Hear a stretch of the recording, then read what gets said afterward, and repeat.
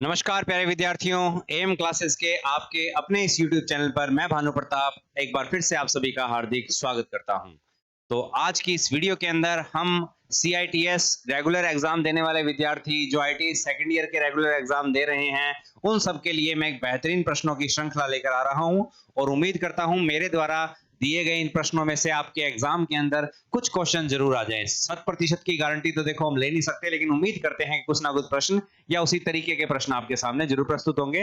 तो एक छोटी सी मदद उन रेगुलर IIT करने वाले विद्यार्थियों के लिए या CITS का जो एग्जाम आपका अभी होने वाला है, जिन विद्यार्थियों का फाइनल एग्जाम है, उनके लिए मैं बेहतरीन प्रश्नों की श्रृंखला लेकर आ रहा हूं। लगातार आपको ये वीडियो मिलती रहेगी, हमारे साथ बने रहिए, हमारे चैनल के साथ जुड़ते रहिए। अगर आपको लगे कि हाँ हमारी मदद हो रही है तो इस वीडियो को आगे ज्यादा से ज्यादा शेयर कीजिए और हमारे चैनल को लाइक और सब्सक्राइब कीजिएगा। तो आज की इस वीडियो की शुरुआत करते हैं हम हमारे पहले प्रश्न के साथ।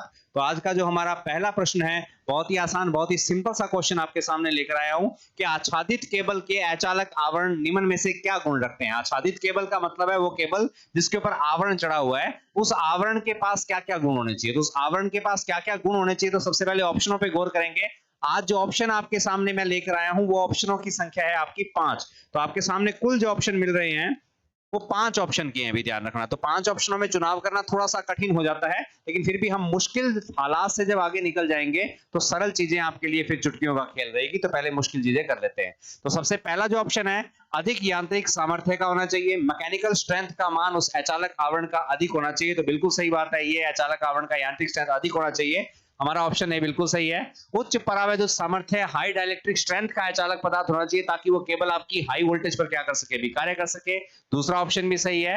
तीसरा ऑप्शन है कम कीमत। अब केबल के पूरी लेंथ के ऊपर जब अचालक आवरण चढ़ेगा, जाहिर सी बात है उसका मात्रा भी ज्यादा रहेगी। यदि उसकी कीमत ज्यादा होगी, रॉ मटेरियल कच्चे माल की जब कीमत ज्यादा होती है तो मुख्य प्रोडक्ट की कीमत में भी वृद्धि हो जाती है। तो हमें कम कीमत का भी चाहिए ताकि हमारी संपूर्ण केबल की जो कॉस्ट है वो भी क्या रहे, ओवरऑल कम आ जाए। आर्द्रता रोधी, आर्द्रता रोधी भी बिल्कुल सही आंसर है। आर्द्रता मतलब नमी। अगर अचालक आवरण ऐसा होगा जो नमी को अपने अंदर सहेजेगा तो इसका मतलब है आप अपने वैद्युतिक चालकत्व को बाहरी आवरण में प्रवेश करवा दोगे, विद्युत धारा को बाहरी आवरण में प्रवेश करवा दोगे। तो आर्द्रता अर्थात नमी रोधी होना चाहिए, अर्थात हमारा अंतिम उत्तर बिल्कुल सही होगा उपरोक्त सभी। जब सारे उत्तरों पर राइट का टिक लग गया तो अंतिम एकमात्र बचता है। तो ये प्रश्न आसान है। कुछ डाउटफुल आच्छादित केबल ऐसे भारी भरकम शब्दों से आपका परिचय हुआ तो ज्यादा घबराने वाली बात नहीं है, थोड़े से लॉजिक लगा के आप इनको सॉल्व कर सकते हो। चलें नेक्स्ट क्वेश्चन की ओर। हाँ, कमेंट करके जरूर आंसर दीजिएगा। मेरे बताने से पहले आप आंसर जरूर कमेंट में जरूर दीजिएगा ताकि मुझे भी पता लग सके कि आपकी तैयारी कैसी है। चलते हैं हमारे अगले क्वेश्चन पर। नेक्स्ट क्वेश्चन है आपका कि आर्क यानी कि चाप उत्पन्न करना गुण है। आर्क जिसको हम बोलते हैं स्पार्किंग, क्या बोलते हैं? आर्क को आप स्पार्किंग के नाम से भी जानते हो। आर्किंग या स्पार्किंग उत्पन्न करना कौन सी धारा का गुण है? तो क्या आर्किंग या स्पार्किंग केवल AC पर उत्पन्न होती है, केवल DC पर उत्पन्न होती है, AC DC दोनों पर उत्पन्न होती है? नॉमिनल ऐसे आपको ऑप्शन नजर आ रहे होंगे। तो सबसे पहले DC धारा का गुण है, बिल्कुल। DC की दो तारे लेके यदि हम आपस में टच करवाएंगे स्पार्क उत्पन्न होगा। क्या ये AC धारा का गुण है? बिल्कुल AC धारा का भी गुण है। दोनों तारे टच करवाएंगे AC की फेज और न्यूट्रल की, चाहे दो फेजों की, तो उनमें भी स्पार्किंग या आर्किंग उत्पन्न होती है। उसके बाद में तीसरा है DC वैसी दोनों धाराओं का गुण है। तो बिल्कुल जब दोनों धाराओं का गुण है तो हम एक साथ एक ही ऑप्शन में उन दोनों का चुनाव अच्छी तरीके से कर सकते हैं। सी आंसर सही अभी लग रहा है। आगे चलते हैं। इनमें से कोई नहीं हो नहीं सकता क्योंकि AC का भी गुण है, DC का भी, और उपरोक्त सभी हो नहीं सकते क्योंकि एक इनमें से कोई नहीं इसके बीच में शामिल होगा। तो हमारा सही उत्तर हो जाएगा आर्किंग या स्पार्किंग। AC का भी गुण है और DC का भी। तो बहुत बेहतरीन उत्तर से बेहतरीन उत्तर आपने निकाल के रखना है। ध्यान रखिएगा, कई प्रश्न ऐसे होते हैं जिसमें आपको चारों ही उत्तर अप्रोक्सीमेट, पांचों ही उत्तर सही लगेंगे, लेकिन आपको सही से सही ढूंढना है। आराम से एग्जाम दीजिएगा। ये फाइनल ईयर के एग्जाम जो आपके हो रहे हैं, जो भी एग्जाम फाइनल ईयर के होते हैं वही आपके पूरे 2 साल की मेहनत का, 1 साल की मेहनत का हमें नतीजा देते हैं। उनमें यदि थोड़ी सी चूक कर दोगे तो फिर आपको दोबारा मौका नहीं मिलेगा, और दोबारा अगर मौका मिल भी गया तो वैसी परफॉर्मेंस आपकी निकल के सामने नहीं आएगी। चलते हैं नेक्स्ट क्वेश्चन की ओर। अगला जो हमारा क्वेश्चन है ये भी बहुत आसान है कि तारों के अधिष्ठापन की सबसे सस्ती प्रणाली कौन सी है। अगर आपको वायरिंग करनी है, वायरिंग से जुड़ा हुआ टॉपिक है हमारा, यदि आपको वायरिंग करनी है तो कॉस्ट इफेक्टिव, कीमत में कम वाली वायरिंग की प्रणाली कौन सी है। तो देखते हैं सबसे पहले नलिका। नलिका यानी कि जो पाइप लगा के आप वायरिंग करते हो, चाहे वो PVC से करो, चाहे वो आयरन से करो, पाइपें लगाकर, चाहे वो ओपन करो, चाहे अंडरग्राउंड करो, तो उसमें काफी सारे मटेरियल एक्स्ट्रा लग जाते हैं जिससे उसकी कीमत ज्यादा हो जाती है। दूसरी एक केसिंग केपिंग। केसिंग केपिंग प्रणाली भी है, कॉस्ट इफेक्टिव है, सस्ती पड़ती है, लेकिन अंडरग्राउंड नहीं होती, ओपन होती है, कीमत कम है। लेकिन अभी ऑप्शन बाकी है। पहले यदि आपने प्रश्न के उत्तर का चुनाव अपने दिमाग से कर लिया तो गलतियों की संभावनाएं बढ़ जाती है, इसलिए हमें हर ऑप्शन पे जाना पड़ेगा। उत्तर दिमाग में आ रहे हैं, ये थोड़ी महंगी है, इसकी अपेक्षा केसिंग कैपिंग सस्ती है। केसिंग पैकिंग लकड़ी वाली देखेंगे तो आज के जमाने में तो कोई मिस्त्री नहीं है करने वाला, और कॉस्ट इसकी काफी क्या पड़ती है, ज्यादा। चले आगे। तीसरा ऑप्शन कहता है क्लीट प्रणाली। क्लीट प्रणाली एक अस्थायी वायरिंग या स्थायी वायरिंग के अंदर भी कभी कभार प्रयुक्त होती है, पुरानी वायरिंग है ये। इसमें चीनी मिट्टी के क्लीट्स काम में लाते हैं इस डिजाइनिंग के इस प्रकार से, अलग अलग साइज के अलग अलग डिजाइनिंग के इस प्रकार से क्लीट्स होते हैं, उनमें 2 होल होते हैं और यहाँ क्लीट के मध्य में एक खांचा कटा होता है। इस खांचे के अंदर से आपकी वायर को निकाला जाता है और क्लीट के ऊपर इसकी एक ढक्कन कैपिंग होती है, वो पेचों से कस देते हैं। तो ये बहुत ही सस्ता पड़ता है, कोई 2-3 रुपए का एक क्लीट आता है। तो अभी यदि तीनों की आपस में तुलना करें तो क्लीट जो प्रणाली है वो सबसे सस्ती है, लेकिन हमें रुकना नहीं है, हमें अंतिम ऑप्शन तक जाना है। बैटन प्रणाली, लकड़ी की बैटन फटियां जिसके ऊपर तारे लिंक क्लिप के माध्यम से लगाकर की जाती थी, ये प्रणाली भी आज के टाइम में लगाए। टीक या सौगान की लकड़ी जिसकी कीमत बहुत ही क्या है, ज्यादा है, लोग दरवाजों में भी नहीं लगाते टीक वुड या सौगान की लकड़ी को, तो जाहिर सी बात है वायरिंग में तो कहां से यूज करेंगे। फिर दीमक की समस्या, और मैं बात ये दीमक की समस्या का नहीं है कि तारों के अधिष्ठापन की सस्ती प्रणाली। देखो एक प्रश्न में आप यदि एक उत्तर को ढूंढोगे आसानी से मिल जाएगा, लेकिन कितने प्रश्न बन सकते हैं वो आप ध्यान से देखिए। जैसे मैंने बैटन का नाम लिया तो बैटन किस लकड़ी की बनाई जाती है, लकड़ी कौन सी होनी चाहिए, ये भी प्रश्न तैयार होते हैं। तो बैटन प्रणाली भी तुलना की जाए तो महंगी पड़ेगी, तो इसकी क्लीट से तुलना की जाए तो सबसे सस्ती जो वायरिंग पड़ती है आपको वो आपकी क्लीट प्रणाली में पड़ती है। इनमें से कोई हो नहीं सकता क्योंकि हमने चारों की तुलना कर ली, हमें हमारा एक उत्तर मिल गया। तो आराम से प्रश्नों को कीजिएगा, घबराने की कोई आवश्यकता है नहीं। उत्तर कमेंट में जरूर बताइए, प्रश्न कैसे लग रहे हैं वीडियो में जरूर मुझे कमेंट करके बताइएगा। कमेंट सेक्शन में जाकर कुछ ना कुछ हमारे बारे में जरूर हमें इत्तला कीजिए ताकि हम आपकी उसी तरीके से और मदद कर सकें। चलते हैं अगले क्वेश्चन की ओर। नेक्स्ट क्वेश्चन है किरचॉफ का धारा नियम संबंधित है। किरचॉफ का धारा नियम जिसको हम केसीएल के नाम से जानते हैं, किरचॉफ करंट लॉ के नाम से जानते हैं, ये हमें पता है मुख्य रूप से। अब केसीएल दिमाग में जैसे ही आएगा तो 2 चीजें सामने आनी चाहिए। सी मतलब करंट, एक तो धारा से संबंधित है, अब उसके अलावा क्या निकाला जा सकता है, तो ऑप्शन पे आते हैं। बैटरी के विद्युत वाहक बल से, अब बैटरी में ईएमएफ इक्वेशन के लिए कहां किरचॉफ का नियम कभी लगा है, कभी नहीं लगा। तो हमारा पहला जो ऑप्शन नजर आ रहा है ये बिल्कुल ही क्या है, गलत। दूसरा है आईआर पतन से। आईआर, यदि आप करंट को देखोगे तो ये आई है और किसी रेजिस्टेंस के अंदर से ये गुजर रही है, तो जाहिर सी बात है आईआर ड्रॉप ज्ञात करने के लिए हम केसीएल का प्रयोग कर सकते हैं, अर्थात वी ज्ञात करने के लिए केसीएल का प्रयोग कर सकते हैं। बिल्कुल सही लग रहा है। जंक्शन धाराओं से, बिल्कुल जंक्शन नियम तो इसको बोलते ही है, आईआर ड्रॉप हो गया, जंक्शन नियम बोलते हैं, संधि का नियम बोलते हैं। चालकों के संगम पर आने वाली जाने वाली, संगम की ओर आने वाली, संगम से दूर जाने वाली धाराओं का बीजगणितीय योग क्या होता है अभी, वो एक दूसरे के बराबर होता है। या संगम पर धाराओं का योग क्या होता है, 0 होता है, तो ऐसा हम कह सकते हैं। तो ये बी भी सही है और आपका सी भी सही है, तो बी भी सही है सी भी सही है, दोनों उत्तर आपके एकदम परफेक्ट सेट बैठते हैं। उपरोक्त सभी हो नहीं सकते क्योंकि पहला ऑप्शन आपका गलत हो गया। तो सिंपल सा क्वेश्चन केसीएल से रिलेटिव है। जैसे ही एक प्रश्न आया तो सारा का सारा केसीएल रूल आपके सामने खुल जाना चाहिए, आपके दिमाग में हर एक बातें उसकी आनी चाहिए, तब जाकर आप इस प्रश्न का उत्तर दे पाओगे।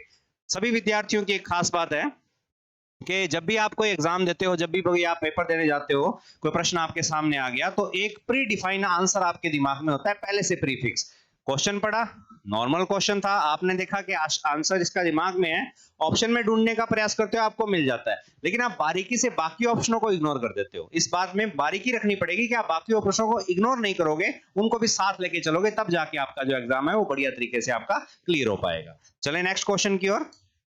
अगला जो क्वेश्चन है ये भी आसान है। किसी रासायनिक सेल में, केमिकल सेल के अंदर आंतरिक लघुपथन, आंतरिक लघुपथन मतलब इंटरनल शॉर्ट सर्किट, प्लेटें आपस में टकरा जाना, निम्न में से एक उपयुक्त कारण है। इंटरनल शॉर्ट सर्किट का इन 5 में से कौन सा एक सही कारण है, तो देखते हैं। सबसे पहला कारण है प्लेटों में बकलिंग दोष। बकलिंग दोष में आपको पता है कि सेल की जो प्लेटें हैं वो नॉर्मल कंडीशन से ज्यादा फूल जाती है और फूल कर आपस में क्या हो जाती है, वो शॉर्ट हो जाती है। धन वैरण, तो प्लेटों में बकलिंग दोष से भी शॉर्ट सर्किट हो सकता है। धन वैरण, प्लेटों के बीच अशुद्धि बढ़ जाना। सेडिमेंटेशन नाम का एक फॉल्ट दोष पाया जाता है, कचरा अगर प्लेटों के बीच में आ जाएगा, कचरे में चालकता यदि गुण है तो प्लेटें आपस में आंशिक रूप से क्या हो सकती है, शॉर्ट। तो बी भी आपका सही है। पृथककारी भंजित हो जाना, 2 प्लेटों के बीच में 2 चालक प्लेटें यदि आप यूज कर रहे हो, 2 एनोड और कैथोड यदि यूज कर रहे हो और इसके बीच में आप प्रयुक्त करते हो एक सेपरेटर, और ये जो सेपरेटर या पृथककारी भंजित हो जाना, यदि ब्रेक हो जाएगा तो जाहिर सी बात है दोनों प्लेटें आंशिक रूप से क्या हो जाएगी, या शॉर्ट ही हो जाएगी। उपरोक्त सभी, तो डी हमारा उत्तर जो है वो हमें सही लग रहा है, उपरोक्त सभी, क्योंकि उपरोक्त तीनों के तीनों मैच हो रहे हैं। अंतिम इनमें से कोई हो नहीं सकता क्योंकि हमारे बाकी बचे हुए शेष 3 जो ऑप्शन थे वो बिल्कुल हमारे उत्तर की पुष्टि करते हैं, और इसलिए इस प्रश्न का जो आंसर हो जाएगा वो उपरोक्त सभी हो जाएगा। प्लेटों में बकलिंग दोष से भी शॉर्ट सर्किट होता है, अशुद्धि सेडिमेंटेशन से भी शॉर्ट सर्किट हो सकता है, और यदि सेपरेटर बंदित हो जाएगा, पृथककारी बंदित हो जाएगा, तो भी आपका फॉल्ट ये उत्पन्न हो सकता है। चलिए अगले क्वेश्चन की ओर। नेक्स्ट प्रश्न देखिए, किस पदार्थ का उपयोग शुष्क सेल के निर्माण में नहीं होता? अब एक ड्राई सेल, सूखा सेल, ठीक है ना, के निर्माण में इनमें से कौन सा पदार्थ ऐसा है जो यूज ही नहीं होता है? तो आपके दिमाग में एकदम से शुष्क सेल आना चाहिए। शुष्क सेल का बाहरी आवरण जस्ते का वो कैथोड है, अंदर उसके कार्बन का एक एनोड है, इलेक्ट्रोलाइट के रूप में उसके अंदर जिंक ऑक्साइड है, उसके अंदर जिंक ऑक्साइड के बाद में उसके अंदर कार्बन है, इलेक्ट्रोलाइट के अंदर पीओपी है उसके अंदर, तो बहुत सारी चीजें इलेक्ट्रोलाइट, और साथ में वी ध्रुवक के रूप में MnO2 का भी प्रयोग किया जाता है। तो ध्यान से देखोगे तो कौन सा नहीं होता है, इनमें से कौन सा यूज नहीं होता है, उसका हमें देखना है। तो MnO2 का बिल्कुल प्रयोग होता है जी, मैग्नीज डाइऑक्साइड वी ध्रुवक का काम करता है। सी अर्थात कार्बन का भी बिल्कुल प्रयोग होता है, कार्बन का इसमें एनोड बनाया जाता है, ठीक है ना। उसके बाद में बात करें Zn, जस्ते का भी प्रयोग किया जाता है, जस्ते का इसके अंदर क्या होता है, कैथोड होता है। और CuSO4 यानी कि कॉपर सल्फेट का प्रयोग इसके अंदर नहीं होता। इसके निर्माण में कहीं भी शुष्क सेल में कॉपर सल्फेट का इस्तेमाल नहीं होता। तो हमें नहीं पूछा है तीन, तो ये तो होते हैं, ये तो होंगे, जस्ट सेल के निर्माण में होंगे, और ये जो है ये नहीं होता भी। अब ये नहीं होगा तो हमें नहीं होगा ये ढूंढना है, तो हमारा ऑप्शन जो है वो डी एकदम एक्यूरेट होगा। प्रश्न के अकॉर्डिंग ऑल ऑफ दीज हो नहीं सकते, क्योंकि तीन तो प्रयुक्त हो रहे हैं, एक नहीं हो रहा। तो समझ गए शायद मेरी बात को। चलते हैं आगे। नेक्स्ट जो प्रश्न है आपका कि 100 ओम के 5 प्रतिरोधक समांतर में जुड़े हैं। तो जैसा प्रश्न की डिमांड है वैसा एक छोटा सा काम कर लीजिएगा, एक छोटा सा चित्र का निर्माण कर लीजिएगा। तो 100 ओम के 5 प्रतिरोध, तो हमें 5 प्रतिरोध बनाने हैं इस प्रकार से, और जिस क्रम में जुड़े हैं उस क्रम में उसको जरूर लिख लेना भी। तो हमारे 5 प्रतिरोध हैं 100 ओम के, तो हर एक प्रतिरोध 100 का है। ओम आगे आप समझ ही जाओगे। ये लो जी, समांतर में जुड़े हैं। यदि एक प्रतिरोध को हटा दिया जाए, एक हटा दे मतलब कि अब की बारी केवल कितने हैं, 4 कर दो। एक हटाने का मतलब है पहले 5 थे, अब की बारी कितने हैं, 4 हो जाएंगे। तो कुल प्रतिरोध मान में कितना अंतर आएगा? प्रश्न ध्यान से देखिए, आसान है लेकिन प्रश्न वैसा नहीं है जैसा आप सोच रहे हो, थोड़ा सा डाउटफुल है। हमें पता है कि समांतर में जब भी समान मान के प्रतिरोध होते हैं तो कुल प्रतिरोध RT ज्ञात करने का फॉर्मूला होता है R बटा में N।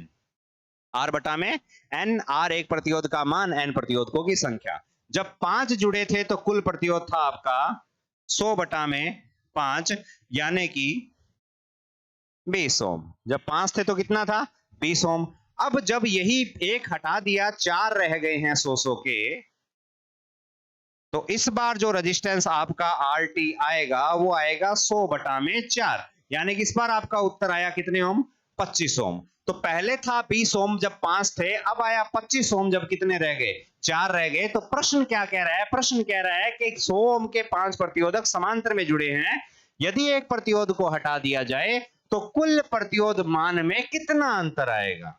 तो कुल प्रतिरोध मान में कितना अंतर, तो 4 थे तो प्रतिरोध मिला 25, 5 थे तो प्रतिरोध मिला 20, अंतर जो आया प्रतिरोध मान का वो आया हमारा 5 ओम का। कितने ओम का, 5 ओम का। तो 25 ओम नहीं होगा, देखो 25 ओम आपका अंतर वो वहां से निकाल दोगे, गड़बड़ हो जाएगा, प्रश्न की डिमांड नहीं है। 20 ओम आप यहां से निकाल दोगे, आपका जो दिमाग कहता है वो ऑप्शन शुरू के 1-2 में आ गया, और यहां मात खा जाओगे, प्रश्न पे गौर करना पड़ेगा। 10 ओम का डिफरेंस नहीं है, डिफरेंस कितने ओम का चल रहा है अभी, 5 ओम का। तो ये प्रश्न की लैंग्वेज यदि आप समझ गए, प्रश्न की डिमांड यदि आप समझ गए, तो मेरे ख्याल से उत्तर देने में आपको कोई कठिनाई नहीं आएगी। चलें आगे, अच्छा प्रश्न है ये भी, अगर गौर करोगे तो। अगला प्रश्न, गंधक के अम्ल युक्त सेल का प्रकार नहीं है। अब वो सेल का ऐसा कौन सा प्रकार नहीं है जिसमें H2SO4 अर्थात गंधक का अम्ल प्रयुक्त नहीं होता। तो लैक्लांची सेल के अंदर यदि बात की जाए तो लैक्लांची सेल के अंदर जो है हमारा अमोनियम क्लोराइड NH4Cl, इसके अंदर बात करें इलेक्ट्रोलाइट कौन सा है, NH4Cl का प्रयोग किया जाता है। वोल्टेक सेल में बात करें तो इसके अंदर H2SO4 होता है, यानी कि गंधक का अम्ल है। डैनियल सेल के अंदर भी H2SO4 प्लस में CuSO4 होता है। सीसा संचायक सेल के अंदर तो होता ही है H2SO4, लेकिन डाइल्यूट कंडीशन में है, ध्यान रखना। उपरोक्त सभी हो नहीं सकता, क्योंकि एक सेल ऐसा है लैक्लांची जिसमें गंधक का अम्ल अर्थात H2SO4 का प्रयोग नहीं होता, अम्ल नहीं होता, इसमें क्षार होता है। यहां से कई चीजें सीखने को मिलेंगी। लैक्लांची सेल पूरा का पूरा दिमाग में आना चाहिए, एनोड किसका कैथोड किसका। वोल्टेज सेल आ गया, सारी संरचना आपके दिमाग में, वोल्टेज कितनी है, एनोड कौन सा है, कैथोड कौन सा है, कब बनाया, किसने बनाया, सारी बातें जब एक एक प्रश्न से निकल के आएगी तो प्रश्न एक नहीं रहेगा, एक में अनेक प्रश्न रहेंगे और इससे आपका दिमाग ओपन होगा और आप प्रश्नों को और बेहतरीन तरीके से समझ पाओगे। ठीक है ना, प्रश्नों से ही थ्योरी पूरी समझी जा सकती है, बस आप एक प्रश्न को केवल एक मत मानिए, ध्यान रखना, इसी से ही 10 प्रश्न और बनाने का प्रयास करना, तब आपको सफलता मिल जाएगी। फिलहाल हम प्रश्न पे आते हैं, तुम्हारा उत्तर बिल्कुल सही होगा, कौन सा सेल, लैक्लांची सेल। चलते हैं आगे नेक्स्ट क्वेश्चन की ओर। हमारा जो अगला प्रश्न है, सेलों की एम्पेयर घंटे क्षमता, सेलों की एम्पेयर घंटे अर्थात एएच एफिशिएंसी में हमें वृद्धि करनी है, के लिए सेलों को किस क्रम में जोड़ते हैं। तो सेलों को जोड़ने के 3 क्रम हमारे पास होते हैं। एक क्रम है सेलों को जोड़ा जाएगा श्रेणी में, कब जोड़ेंगे, जब आपको ईएमएफ या वोल्टेज अधिक चाहिए, जब हमें वोल्टता अधिक चाहिए तब हम सेलों को जोड़ते हैं श्रेणी में। हम समांतर में सेलों को तब जोड़ते हैं जब हमें धारा अधिक चाहिए, क्या अधिक चाहिए, धारा। और हम मिश्रित क्रम में सेलों को कब जोड़ेंगे भी, सभी को पता है कि जब हमें वोल्टेज के साथ साथ वोल्टता व धारा दोनों ही हमें क्या चाहिए, जब अधिक चाहिए तब हम मिश्रित क्रम में जोड़ते हैं। फिलहाल डिमांड क्या, प्रश्न की डिमांड, ये तो आपकी थ्योरी क्लियर होनी चाहिए, तब आप प्रश्न की डिमांड को समझ पाओगे। सेलों की एम्पेयर घंटे जो क्षमता है में वृद्धि करनी है, तो सेलों को किस क्रम में जोड़ेंगे, ये 3 चीजें आपकी डिमांड है। एम्पेयर घंटे क्षमता में वृद्धि और क्रम बताइए जी। तो वोल्टेज एम्पेयर घंटे में होता नहीं है, एम्पेयर बढ़ाने हैं, सीधी सी बात है, एम्पेयर बढ़ जाएंगे, हावरली बढ़ाने हैं, तो उनको हम जोड़ेंगे पैरेलल में, समांतर क्रम में, तो उत्तर आपका ए जो है वो सही हो जाएगा। अभी सही करना नहीं है, बाकी ऑप्शनों पे भी गौर कर लो, सीरीज में नहीं जोड़ेंगे, कंबाइंड में बिल्कुल हमारी धारा बढ़ जाएगी कंबाइंड में जोड़ने पर, लेकिन साथ ही वोल्टेज बढ़ जाएगी, लेकिन वोल्टेज बढ़ाना हमारे इस प्रश्न की डिमांड नहीं है। नेक्स्ट दे रखा है, किसी भी क्रम में, ऐसे कैसे किसी भी क्रम में, हर क्रम की अपनी एक विशेषता होती है, इस बात को ध्यान रखना है अभी। तो हमारा उत्तर ए सही हो गया, बाकी सारे गलत, इनमें से कोई नहीं हो नहीं सकता। चलते हैं अगले प्रश्न की ओर। नेक्स्ट जो आपका प्रश्न है ये भी बहुत ही आसान है। एक प्राथमिक सेल रासायनिक रूप से रिक्त स्थान होता है, एक प्राइमरी सेल जो है वो केमिकल रूप से कैसा होता है, किस प्रकार का केमिकल रिएक्शन या किस प्रकार का सेल वो है व्यवहार प्रदर्शित करता है रासायनिक रूप से। तो देखते हैं, ऑप्शन बताएगा, प्रश्न नहीं समझ में आ रहा लेकिन ऑप्शन इस प्रश्न की डिमांड की पूर्ति करेगा, देखते हैं कौन सा करता है। तो चलते हैं पहले प्रश्न पर, पहले ऑप्शन पर, सॉरी, अपरिवर्तनीय। एक प्राथमिक सेल रासायनिक रूप से अपरिवर्तनीय होता है, यानी कि नॉन रिवर्सेबल, या इसकी संरचना को चेंज नहीं किया जा सकता। लग रहा है ये सही है क्योंकि प्राथमिक सेल अपरिवर्तनीय होते हैं।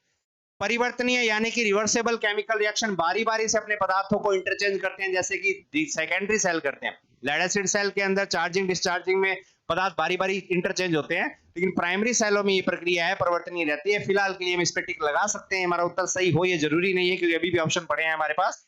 केवल एक बार परिवर्तनीय, क्या प्राइमरी सेल को केवल एक बार केमिकल रिएक्शन रिवर्स किया जा सकता है क्या? नहीं जी, प्राइमरी सेल एक बार यदि काम कर गए, नए पदार्थ ऐसे बन जाते हैं, उन्हें मूल रूप में दोबारा प्राप्त करना संभव नहीं होता।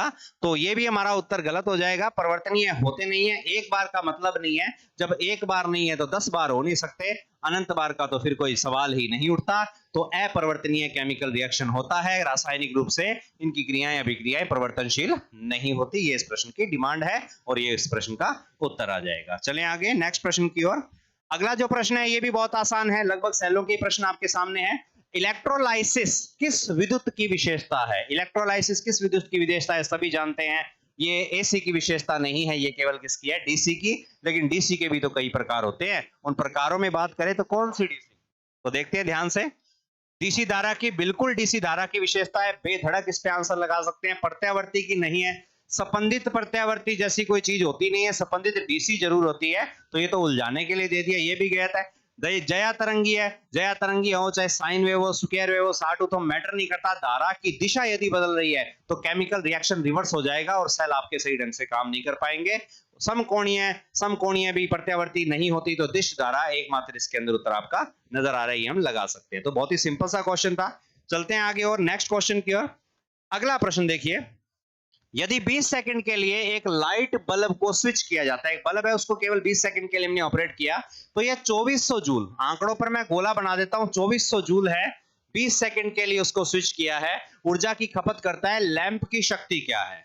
तो ऊर्जा और समय हमें दे दिया, हमें शक्ति का मान ज्ञात करना है। तो आपको पता होना चाहिए ऊर्जा E बराबर होता है P इंटू टी। पावर और यदि टाइम का हम गुणनफल कर दें, गुणा कर दें, तो हमें ऊर्जा मिलती है। यहां हमें पावर ज्ञात करनी है, टाइम और एनर्जी तो हमारे पास है। तो हमारा सूत्र क्या हो जाएगा, पावर का यही पड़ा रहेगा, टी इसके अपोजिट में आ जाएगा, बटा में आ जाएगा, तो पी बराबर हो जाएगा ई बटा में ई, यानी कि एनर्जी अपॉन में टाइम। तो एनर्जी हमारी है 2400 जूल। तो बहुत ही आसान सा प्रश्न है ये तो, 2400 जूल बटा में टाइम दे रखा है हमें 20 सेकंड। इसको सॉल्व कर लोगे तो ये आएगा आपका 120। अब ये 120 क्या आएगा, 120 क्या आया, ऊर्जा यहां जो ऊपर थी ये ऊर्जा थी आपकी किसमें, जूल में। नीचे समय था किसमें, सेकंड में, ये हम कह सकते हैं, ठीक है ना। लेकिन जूल में जो ऊर्जा थी उसके अंदर एक बात थी कि ये V था, ये I था, और ये क्या था, T। इसके अपॉन में T था, T से T आपका कैंसिल। तो ऊर्जा जब कन्वर्ट की हमने इस फॉर्मूले से शक्ति में, तो हमारा मात्रक V इंटू आई, जिसको हम लिखते हैं वाट से। किससे लिखते हैं, वाट से। तो देखते हैं 60 वाट नहीं होगा, हमारा को 120 वाट उत्तर मिल चुका है। 240 नहीं है, 20 मतलब नहीं है, इनमें से कोई हो नहीं सकता। तो ऐसे सिंपल से लॉजिक। अब ये कार्य शक्ति ऊर्जा से जुड़ा हुआ टॉपिक है। कार्य शक्ति ऊर्जा में क्या है, आपके फॉर्मूलों में डाउट बहुत होता है आपको। तो सिंपल सा है, सबसे पहले वर्क को पढ़िए। सबसे पहले आपने कार्य को देखना है, कार्य है क्या, बल से वस्तु को विस्थापित करना। ये तो होगी आपकी सिंपल डेफिनेशन। इलेक्ट्रिकल में क्या है, विद्युत वाहक बल से आवेश को चलाना, यानी कि V इंटू आई इंटू टी। फिर हमें पावर पे जाना पड़ेगा। पावर क्या है, कार्य करने की दर, यानी कि W बटा में टी। फिर हमें एनर्जी पे जाना पड़ेगा, कार्य करने की क्षमता, P इंटू टी। तो इस प्रकार से आप सीक्वेंसली चलेंगे तो आपसे गलतियों की संभावनाएं कम हो जाएंगी। ये थोड़े से डाउटफुल होते हैं क्योंकि आप कंफ्यूज हो जाते हो, बाकी इजी है, कोई मुश्किल नहीं होता। फिर भी ना समझ में आए तो हमें आपकी मदद करने के लिए तैयार हूं। अब नेक्स्ट प्रश्न से पहले मैं बताना चाहूंगा कि हम अपने जो एप्लीकेशन, जो आप सभी को पता ही है, हमारे पास एक ऑनलाइन प्लेटफॉर्म भी है। हमारी एप्लीकेशन है M classes by Bhanu Pratap. ये आप डाउनलोड कर सकते हैं गूगल प्ले स्टोर से अपने फोन पे, जहां आपको इलेक्ट्रिकल ट्रेड से संबंधित लगभग सभी प्रश्नों की जानकारियां मिल जाएंगी। बहुत सारे कोर्सेज हमने लॉन्च कर रखे हैं बहुत ही कम प्राइस के अंदर, आप वहां से उन्हें परचेज कर सकते हैं और अपनी तैयारी और पुख्ता कर सकते हैं। इसके अलावा लोको पायलट का बैच भी हमारा चल रहा है, और हाल ही में 17 तारीख से सोमवार से हम अपना रोडवेज का, राजस्थान रोडवेज के अंदर जो बम्पर वैकेंसी आने वाली है उसका बैच भी हम शुरू कर रहे हैं। तो जरूर हमारे साथ जुड़िए, एक बार हमारी क्लासेस को अटेंड करके देखिए। हमारा मटेरियल, हमारे पढ़ाने का तरीका यदि आपको समझ में आएगा तो मेरे ख्याल से आपको जरूर सफलता मिल जाएगी, और हम कोई कसर नहीं छोड़ेंगे आपको काबिल बनाने में, सफल करने में। उस रोडवेज के अंदर या किसी भी तरह की वैकेंसी में हम आपकी मदद करने का पूरा प्रयास करेंगे। बस हमारे साथ एक बार जुड़ के आप देखिएगा। चलते हैं नेक्स्ट प्रश्न की ओर। निम्न में से कौन सा श्रेणी व समांतर दोनों के लिए सही है। अब इनमें से 5 ऑप्शन में से एक ऑप्शन ऐसा है, या हो सकता है एक से ज्यादा ऐसे हो, जो श्रेणी में भी वैसे ही लागू होता है जैसा कि समांतर में। तो इसके लिए आपके पास श्रेणी परिपथ होना चाहिए पहले। श्रेणी परिपथ में धारा समान रहती है, समांतर में क्या समान रहती है, ठीक है ना। समांतर में वोल्टेज समान रहती है, तो ये तो मैच नहीं हो सकता। तो बाकी ऑप्शन पे चलेंगे तो पता लगेगा। आइए चलते हैं। पहला ऑप्शन है घटक शाखाओं में विभाजित है, घटक शाखाओं में विभक्त है। जितने भी कंपोनेंट है वो ब्रांचेस में विभक्त हो जाते हैं, वो केवल पैरेलल में होता है, समांतर में। श्रेणी में ब्रांचेस नहीं, एक लड़ी तैयार होती है, सभी में विभांतर शाखाओं में विभक्त नहीं होते। शक्ति संयोजी है, बिल्कुल, चाहे श्रेणी हो चाहे समांतर हो, आपकी जो शक्ति, जो पावर होती है वो जुड़ने वाली होती है। चाहे श्रेणी हो समांतर हो, पावर पीटी का फॉर्मूला सदैव रहता है P1 plus P2 plus P3। और ब्रांचेस शब्द, शाखाओं का शब्द जो जब भी आएगा ये हमेशा पैरेलल के अंदर आता है, श्रेणी में नहीं आता। अभी धाराएं संयोजित होती है, धाराएं संयोजित होना भी केवल किसका गुण है, समांतर का। ये भी समांतर का गुण है, ठीक है ना। वोल्टाएं संयोजित होती है, वोल्टाएं संयोजित होना श्रेणी परिपथों का गुण है भाई। उसके बाद में वोल्टा पतन अनिवार्य है, ये भी श्रेणी परिपथों का गुण है। लेकिन हमें इनमें से ऐसा चाहिए जो श्रेणी में भी हो और जो समांतर में भी हो। तो शक्ति संयोजी, ये जो आपका ऑप्शन है, ये श्रेणी में भी लागू होता है और साथ में ये समांतर में भी समान रूप से लागू होता है। तो हमारा ऑप्शन बी जो है बिल्कुल इसका सही उत्तर होगा। प्रश्न को समझिए, डिमांड समझिए, फिर उत्तर दीजिए। चले आगे नेक्स्ट प्रश्न की ओर। अगला जो प्रश्न है आपका बहुत ही आसान है। 1 ग्राम पदार्थ को किसी इलेक्ट्रोलाइट से मुक्त करने में लगा चार्ज, 1 ग्राम पदार्थ की मात्रा इलेक्ट्रोलाइट से मुक्त या संयुक्त। तो फैराडे के वैद्युतिक अपघटन के नियम यदि आपको याद हो तो प्रथम नियम आपका क्या कहता है, प्रथम नियम आपका यही कहता है कि किसी विलयन में से मुक्त या संयुक्त हुए पदार्थ का द्रव्यमान विलयन में से प्रवाहित की गई धारा की मात्रा के समानुपाती। तो वहां से ये बात उठाकर आइए, इसको समझना पड़ेगा थोड़ा। 1 ग्राम पदार्थ को किसी इलेक्ट्रोलाइट से मुक्त करने में लगा चार्ज को रिक्स्थान स्थिरांक कहा जाता है। तो ये नियम फैराडे का है, तो स्थिरांक भी किसके नाम से पुकारा जाता है? फैराडे के नाम से। जूल का कोई कांस्टेंट है तो हीट से संबंधित है। बेंजामिन ने कोई कांस्टेंट हमें प्रदान ही नहीं किया। ओम के कांस्टेंट में आर आता है लेकिन हमें नहीं चाहिए। कुलाम के नियम में कांस्टेंट में आई और टी आते हैं, ठीक है ना, तो ये हमें नहीं चाहिए। तो फैराडे का कांस्टेंट बोलते हैं उसको, ठीक है ना। फैराडे कांस्टेंट इक्विवेलेंट होता है 1 ग्राम पदार्थ की मात्रा 1 एम्पीयर की धारा 1 सेकंड समय के इक्विवेलेंट होता है। तो ये फैराडे कांस्टेंट के नाम से जाना जाता है। चलते हैं आगे नेक्स्ट प्रश्न की ओर। अगला प्रश्न है, आदर्श करंट स्रोत की आंतरिक चालकता होती है। आदर्श धारा स्रोत यदि आपने पढ़ा, 2 तरह के स्रोत होते हैं। एक होता है आदर्श वोल्टा, सभी को पता है। एक होता है वोल्टा स्रोत और दूसरा होता है भी धारा स्रोत। अब इनका एक कारक यदि आपको पता चल जाए तो आप इस चीज का अनुमान लगा सकते हो। धारा स्रोत के बारे में पूछा है, मैं चर्चा पहले वोल्टेज सोर्स की कर लेता हूं। अब यहां पर क्या बच्चे कंफ्यूज हो जाते हैं, क्योंकि वोल्टेज स्रोत शब्द और एक मीटर आता है आपका वोल्ट मीटर। वोल्ट मीटर एक अलग चीज है, वोल्टेज सोर्स एक अलग चीज है। तो पहले मीटर जिसमें कंफ्यूजन है उसकी चर्चा करके उस पे लेके आऊंगा, तो आपका दिमाग में ये बात अच्छी तरह बैठ जाएगी। तो वोल्ट मीटर का जो आंतरिक प्रतिरोध होता है, वोल्ट मीटर जो आदर्श, जिसको हम आइडियल वोल्ट मीटर कहते हैं, उसका आंतरिक प्रतिरोध, इंटरनल रेजिस्टेंस, यदि मैं आर आर से लिखूं या छोटे आर से लिख देता हूं, चलो, वो होता है भी वोल्ट मीटर का अनंत। क्या होता है? अनंत। वोल्ट मीटर का आंतरिक प्रतिरोध आदर्श का अनंत होना चाहिए। उसके बाद में बात करेंगे आंतरिक चालकता की। तो यदि इसको मैं छोटे जी से लिखूं तो ये चालकता होनी चाहिए इसकी 0, ठीक है ना। अगर यही वोल्ट मीटर की बजाय ये ऑप्शन वोल्टेज सोर्स पर लागू किया जाए तो वोल्टेज सोर्स का आंतरिक प्रतिरोध जो होता है वो होता है 0, ताकि वोल्टेज सोर्स अपनी वोल्टेज का कोई भी हिस्सा ड्रॉप ना कर सके। इंटरनल रेजिस्टेंस 0 है। इंटरनल रेजिस्टेंस 0 है तो इसका मतलब आंतरिक चालकता का मान क्या होता है? इसका अनंत होता है। अब जब वोल्टेज सोर्स आपका क्लियर हो जाएगा तो करंट सोर्स पर आप उसको अप्लाइबल कर सकते हो। करंट और वोल्टेज सोर्स एक दूसरे के विलोम है। तो क्या लिखेंगे? धारा स्रोत का जो आंतरिक प्रतिरोध, इंटरनल रेजिस्टेंस है, वो तो होता है भी अनंत। क्या होता है? अनंत। और इसकी आंतरिक चालकता की यदि बात की जाए जी की, तो वो होती है 0। तो हमें पूछा गया है किसका? धारा स्रोत का। तो धारा स्रोत का क्या पूछा है? चलते हैं प्रश्न के पास। आदर्श करंट स्रोत की आंतरिक चालकता। तो आंतरिक चालकता यानी कि 0 है। 0 का जो मात्रक वैल्यू आएगी वो महो हो सकता है, साइमन हो सकता है, सीमेंस हो सकता है। तो हमारा पहला ऑप्शन है 0 महो। तो ये उत्तर आपका बिल्कुल सही होगा। अनंत हो नहीं सकता, कुछ मिली है नहीं, कुछ माइक्रो है नहीं, इनमें से कोई नहीं है नहीं, क्योंकि आदर्श मशीन, आदर्श स्रोत के बारे में बात हो रही है। तो ये था हमारा क्वेश्चन। चलते हैं आगे। नेक्स्ट है आपका, निम्न में से कौन सा एक परंपरागत ऊर्जा का स्रोत नहीं है? परंपरागत ऊर्जा के स्रोत वो होते हैं जिनका प्रयोग हम लंबे समय से करते आ रहे हैं, और गैर परंपरागत स्रोत वो होते हैं जिनका प्रयोग हाल ही में हमने करना सीखा है।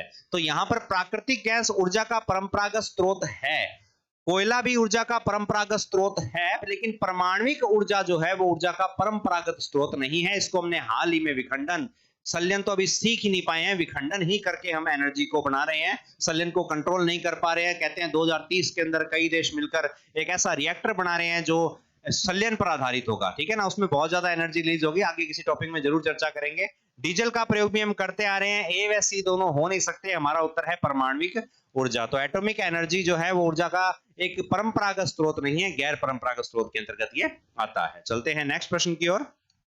अगला जो प्रश्न आता है आपका कि लैक्लांची सेल का संशोधित रूप किस सेल को कहते हैं? लैक्लांची सेल जो आपका प्राइमरी के अंदर क्षारीय सेल था, उसको 2 वैज्ञानिक याई साकीजो, ठीक है ना, और कार्ल गैसनर ने मिलकर उसको कन्वर्ट कर दिया था ड्राई सेल में। किसमें? ड्राई सेल के अंदर। तो ड्राई सेल इस लैक्लांची सेल का शुष्क रूप है। तो डैनियल नहीं होगा, निकिल आयरन नहीं होगा, वोल्टेक नहीं होगा, लिथियम सेल नहीं होगा, जस्ता कार्बन सेल। अब सूखा सेल तो ऑप्शन में है ही नहीं। सूखे सेल का दूसरा नाम ही क्या है? जस्ता कार्बन सेल। तो ये शुष्क सेल जो है आपका, ये संशोधित रूप है कौन से सेल का? लैक्लांची का। तो सिंपल सा क्वेश्चन, सिंपल सा आंसर, ढूंढो और बता दो। बस ये सारे सेल आपको याद होने चाहिए, कोई दिक्कत नहीं आएगी। चलते हैं आगे नेक्स्ट क्वेश्चन की ओर। अगला प्रश्न है कि 2 हीटर हैं, प्रत्येक 1000 वाट 250 वोल्ट। जो जो आंकड़े हैं उन पे जरूर रिंग बनाऊंगा मैं। 1000 वाट के हैं, 250 वोल्ट पर 1000 वाट की शक्ति उत्पन्न करेगा। श्रेणी में जुड़े हैं 250 वोल्ट से 50 हर्ट्ज की सप्लाई है और कुल कितनी शक्ति लेंगे। तो पहली तो बात है, पावर डिटर्मिनेट करने के लिए गर्मी काफी है अभी, और ऊपर से इतनी सारी लाइटों की गर्मी के बीच में रहकर पढ़ाना बहुत ही मुश्किल हो रहा है, लेकिन फिर भी प्रयास कर रहा हूं मैं आपके साथ। तो हमें चाहिए 1000 वाट 250 वोल्ट के, हमारे पास दो हीटर हैं, श्रेणी क्रम में 250 वोल्ट 50 हर्ट्ज की सप्लाई से। तो इसमें से आंकड़ों का चुनाव। तो सबसे पहले ध्यान से देखो, प्रश्न के अंदर क्या पूछा है, कुल शक्ति, कुल कितनी शक्ति लेंगे। तो जब भी पावर की बात आती है, इलेक्ट्रिक पावर में बात करें तो V इंटू आई हो जाएगा, आई स्क्वायर आर हो जाएगा, वी स्क्वायर बटा में आर हो जाएगा, लेकिन कहीं भी एफ नहीं आएगा। तो इसमें एक आंकड़ा है फ्रीक्वेंसी जो हमारा काम में ही नहीं आना, इसको इग्नोर करना पड़ेगा। प्रश्न को उलझाया जाता है आपको बताने के लिए, आपको सॉरी उलझाने के लिए प्रश्न में ऐसे आंकड़े डाले जाते हैं। अब कह रहे हैं कि कुल कितनी श्रेणी में लेंगे। अब दो हीटर हैं, जोड़ देते हैं अभी। मान लो ये एक हीटर आ गया, ये दूसरा, जो डिमांड वैसे कर दो। यहां लगा दी हमने वोल्टेज जिसका मान है 250, जो प्रश्न की डिमांड थी। हीटर की एक की वाटेज है भी 1000 वाट और 250 वोल्ट पर ये 1000 वाट की शक्ति लेता है। दूसरे हीटर की वाटेज भी कितने वाट है, 1000 वाट, ये भी 250 वोल्ट पर ही ये शक्ति लेगा। अब इन दोनों को हमने कौन से क्रम में जोड़ दिया, श्रेणी में। तो जाहिर सी बात है, यदि आप समान रेटिंग के लैंपों को, समान रेटिंग के इक्विपमेंट को, हीटर को, किसी भी उपकरण को उनकी एक की मानक वोल्टेज से जोड़ते हो तो शक्ति वो नहीं ले पाते जो पैरेलल में लेते हैं। यदि ये पैरेलल में जुड़ते तो जाहिर सी बात है उत्तर आता 2000 वाट। उत्तर कितना आता 2000, लेकिन श्रेणी में जुड़ने पर शक्ति के मान में कमी आती है। वो कैसे आती है, तो जब भी इस तरह का प्रश्न आपके सामने आए, लैंपों से संबंधित, हीटर से संबंधित, शॉर्ट फॉर्म भी है लेकिन मैं शॉर्ट के पीछे नहीं भागता, मैं एक बड़ा तरीका आपको बताऊंगा जो आसान भी है। हमें इन लैंपों को लैंप ना मानकर हमें इनको आर में कन्वर्ट कर लेना है। तो हम R1 और R2 मानेंगे। इनका प्रतिरोध निकालने के लिए हमारे पास उपयुक्त आंकड़े हैं, वाटेज है और हमारे पास वोल्टेज है। तो चलते हैं इस प्रश्न के आंकड़ों पर, थोड़ा सा एक बार ऊपर कर देते हैं। तो हम इस लैंप का R1 निकालेंगे। तो R निकालने के लिए हमारे पास एक फॉर्मूला होता है, R बराबर होता है V स्क्वायर बटा में P। R बराबर होता है V स्क्वायर बटा में P। तो हमारा जो V है वो तो है 250 इंटू 250 बटा में P, पावर है इसकी 1000 वाट। तो यहां से यहां 20 से 20 कैंसिल हो जाएगा, तो हमारा 625 ओम एक का क्या आ गया, रेजिस्टेंस आ जाएगा। तो हमारे एक लैंप का रेजिस्टेंस 625 ओम आ गया। उसकी वैल्यू यदि मैं यहां पुट कर दूं कि R1 आपका आ गया 625 ओम का और R2 भी सेम ही आएगा क्योंकि दोनों की रेटिंग सेम है 625। और अब मैं एक नया यदि डायग्राम बना के आपको समझाने का प्रयास करूं केवल प्रतिरोध और वोल्टेज के आधार पे, तो आप पावर निकाल सकते हो। तो हमारा सर्किट क्या तैयार हो गया, एक प्रतिरोध रह गया, ये रहा, दोनों को मैंने श्रेणी में जोड़ के कुल प्रतिरोध ले लेंगे। 625 1250 ओम का रेजिस्टेंस है। यहां पर वोल्टेज अप्लाई की गई है 250, ये आपके पास V है, ये आपके पास R है। आप PT निकाल सकते हो, पावर बराबर हो जाएगा V स्क्वायर बटा में R। तो V हमारे पास वही है 250 इंटू 250 बटा में करेंगे 1250, 0 से 0 कैंसिल हो जाएगा, 25 एकम 25 और ये 5 से गया और ये भी 5 से गया, तो आपका उत्तर आ जाएगा 50 वाट। तो आपका उत्तर जो मैं यहां लिख देता हूं, तो उत्तर आएगा 50 वाट। बहुत ही सिंपल से तरीके से आप कर सकते हो। जब भी इस तरह का प्रश्न आए, आपने इक्विपमेंट को इक्विपमेंट नहीं मानना। अभी तो क्या प्रश्न आसान है, इन फ्यूचर पेपर में आपके सामने आंकड़े ऐसे टिपिकल आ जाएंगे, 70 वाट का लैंप है, 90 वाट का लैंप है, तब वो आपकी शॉर्ट ट्रिक सारी फेल हो जाती है। ध्यान रखना, सिमिलर आंकड़ों में तो चल जाता है, तो उस समय ये जरूर ट्रिक आप अपनाना। इनको युक्तियां नहीं मानना, प्रतिरोध में कन्वर्ट करो, RT निकालो, ओम के नियम से R वाले फॉर्मूले लगाओ, P वाले फॉर्मूले लगाओ और आपका सिंपल फॉर्मूले से PT का मान ज्ञात हो जाएगा। अब ध्यान से देखोगे तो यहाँ पर हमारा, हाँ सॉरी, एक जीरो यहाँ पर और शेष रह गई थी, तो उत्तर आएगा आपका 500। वो गलती से मैंने जीरो नहीं देखा, ठीक है ना, तो यहाँ पर जीरो लगा दिया है हमने। अब ध्यान से देखोगे तो 500 वाट आपका उत्तर आ गया। शक्ति 1000 वाट नहीं है, शक्ति 2000 वाट नहीं है, 1500 नहीं है, 2500 का तो मतलब ही नहीं है। उत्तर कितने वाट आ गया आपका, 500 वाट। 50 ऐसे आ गया था, मैंने उस जीरो को इग्नोर कर दिया, देखा नहीं। तो आप भी मेरी तरह ये गलती मत करना, जरूर एक एक चीज पे बारीकी से ध्यान रखना भी, ठीक है ना। चलते हैं अगले नेक्स्ट क्वेश्चन की ओर। अगला जो क्वेश्चन है वो है आपका, थोड़ा सा लैंग्वेज से प्रॉब्लम हो सकती है, इंग्लिश भी आपको आनी चाहिए क्योंकि आपके प्रश्न में इंग्लिश भी होती है, हिंदी भी होती है। कई बार प्रिंटिंग मिस्टेक की वजह से कई प्रश्न इंग्लिश में टाइप हो जाते हैं, जैसे कि आपके सामने है। तो हर एक चीज पे हम चर्चा जरूर करते रहेंगे धीरे धीरे। तो calculate the energy consumption in A system. तो कैलकुलेट द एनर्जी कंजप्शन, ऊर्जा की खपत ज्ञात करनी है, एनर्जी का कंजप्शन ज्ञात करना है। एक सिस्टम है जिसमें 90 वाट पावर जो है वो यूज हो रही है और 3 घंटे के लिए एक दिन में यूज हो रही है। ठीक है ना। तो 90 वाट की पावर है, कोई लैंप मान लो, कोई युक्ति मान लो, अपने हिसाब से मॉडिफाई कर लो। 90 वाट का एक लैंप 3 घंटे डेली काम कर रहा है। ऊर्जा की खपत ज्ञात कीजिए। अब ऊर्जा की खपत ज्ञात करनी है तो यूनिट केडब्ल्यूएच ये देखते हैं, लेकिन हमें ऑप्शनों पर जरूर ज्ञात करना है। ऑप्शन जो हमारे ऊर्जा के मात्रक में आ रहे हैं, ध्यान से देखना, सभी में जूल है। सभी में क्या है? जूल है। तो हमारा जो उत्तर है वो जूल या किस में आएगा? वाट सेकंड में। तो समय जो 3 घंटे था, 3 घंटे नहीं रखना, हमें कन्वर्ट करना है किस में? सेकंड में। तो हमारा उत्तर आपके ऑप्शन से मैच हो जाएगा। वरना अगर ऑप्शन आपके यूनिट में होते तो उसमें भी निकाल सकते थे, केडब्ल्यूएच में होते उसमें भी निकाल सकते हैं, कोई बड़ी बात नहीं है। तो अब हमें ज्ञात करनी है एनर्जी। एनर्जी ई बराबर होता है, बहुत ही simple formula, P into T. P power हमारे पास दी गई है 90 वाट, गुणा में टाइम दे रखा है 3 घंटे। लेकिन हमारे उत्तर यदि घंटे में करेंगे तो ये तो वाट घंटे में आ जाएगा, जो हमें नहीं चाहिए। ध्यान रखना, हमें चाहिए वाट सेकंड, जो जूल के इक्विवेलेंट होता है। तो हम 3 घंटों का गुणा करेंगे 3600 से, क्योंकि एक घंटे में सेकंड कितने होते हैं? 3600। इसको जब आप सॉल्व करोगे तो आपका उत्तर आएगा 972 के आगे 1 2 और 3 जीरो आपके लग जाएंगे। ये उत्तर आएगा आपका जूल, या आप इसको लिख सकते हो वाट सेकंड में। ठीक है ना। 9,72,हजार जूल, 9,72,000 जूल की एनर्जी आपकी कंजप्शन हो जाएगी। अब इसको यदि आप कन्वर्ट करोगे किलो जूल में तो ये पीछे के 3 जीरो आपके उड़ जाएंगे। तो 972 किलो जूल की एनर्जी जो है ये आपका सर्किट जो है वो कंजप्शन करेगा। तो पहला 270 जूल नहीं होगा, 27 जूल नहीं है, 3600 जूल नहीं है। डी ऑप्शन हमारा सेट बैठ रहा है, इसको हम कर सकते हैं। कैलकुलेशन में सभी बच्चों को दिक्कत है, मुझे पता है। न्यूमेरिकल में आप फॉर्मूले भूल जाते हो, कईयों ने फॉर्मूले व्यवस्थित करके लिख रखे हैं, लेकिन इतनों सारों का रट्टा लगाना संभव नहीं है। ये आपके माइंड में टॉपिक से कॉन्सेप्ट निकल के आना चाहिए, रट्टों से नहीं। ध्यान रखना, एक पेज पर अगर आप 50-500 फॉर्मूले लिख लोगे, उनको याद कैसे करोगे? कौन सा कब लगाना है इसका भी तो पता होना चाहिए ना। तो ये चीज है।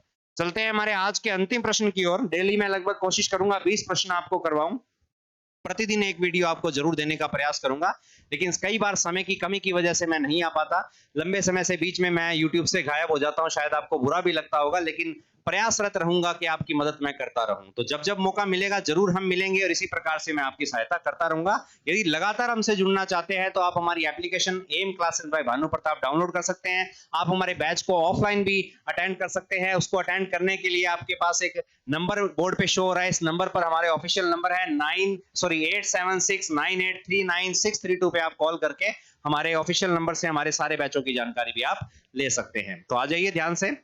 अब देखिएगा बोर्ड पर नेक्स्ट प्रश्न। आप क्या है, ध्यान से देखिएगा। अब क्या है प्रश्न?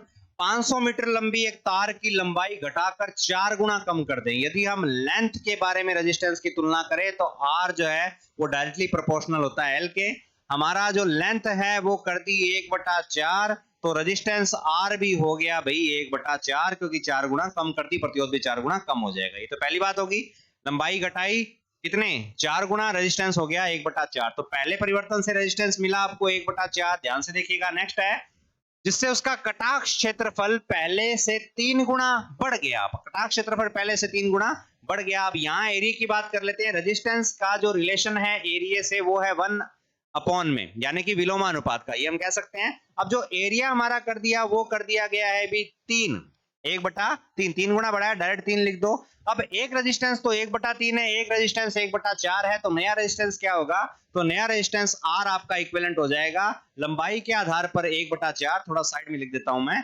लंबाई के आधार पर रेजिस्टेंस हो गया आपका 1/4, एरिया के हिसाब से रेजिस्टेंस हो गया आपका 1/3, दोनों को इक्विवेलेंट कर लो तो आर आपका आ जाएगा 1/12, यानी कि पहले से रेजिस्टेंस है वो आपका 12 गुना कम हो जाएगा। तो ऑप्शन से मैच कर लेते हैं। पहले से 8 गुना अधिक नहीं होगा, पहले से 12 गुना कम बिल्कुल सही है। पहले से 8 गुना कम का मतलब नहीं है, पहले से 12 गुना अधिक का मतलब नहीं है, पहले के समान मतलब नहीं है। तो रेजिस्टेंस 1/12 यानी कि पहले से 12 गुना कम हो जाएगा। तो ये थी हमारी आज की क्लास। 20 प्रश्नों का हमने इसके अंदर सॉल्यूशन किया है, और आशा करता हूं ये 20 प्रश्न आपके बहुत काम आएंगे। प्रश्न 20 है, लेकिन प्रश्नों के अंदर से कितने प्रश्न निकलेंगे वो अब आप पर है भी, वो उनका आप अध्ययन करो, देखो किस तरीके से आप अपनी थ्योरी को और अधिक डेवलप कर सकते हो। यदि आप हमसे और बढ़िया तरीके से जुड़ना चाहते हैं तो आप हमारी एप्लीकेशन पे जा सकते हैं। गूगल प्ले स्टोर से M classes by Bhanu Pratap आप डाउनलोड कर सकते हैं। नए नए बैचों की जानकारी आपको मिलती रहेगी, और इसी प्रकार से हम आपकी मदद करते रहेंगे। तो जुड़िए। यदि हमारी वीडियो, हमारा चैनल आपको पसंद आ रहा है तो इस वीडियो को लाइक कीजिएगा, इसे शेयर कीजिएगा,